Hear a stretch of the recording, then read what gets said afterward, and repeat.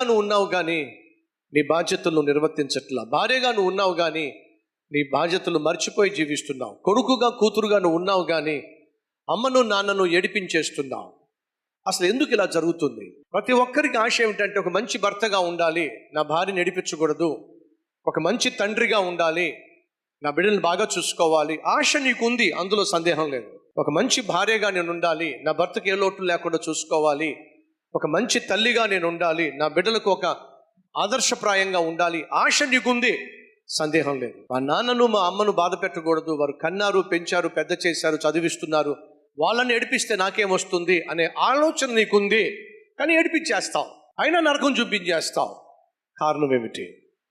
ఏమైతే నువ్వు చేయాలనుకుంటున్నావో అది చేయలేకపోతున్నావు, ఏమైతే నువ్వు చేయకూడదు అనుకుంటున్నావో అదే చేసేస్తున్నావు. అలా చేయడానికి కారణం ఏమిటి? దాన్ని వెనక ఉండి చేయించేటటువంటి కారకుడు ఎవరు?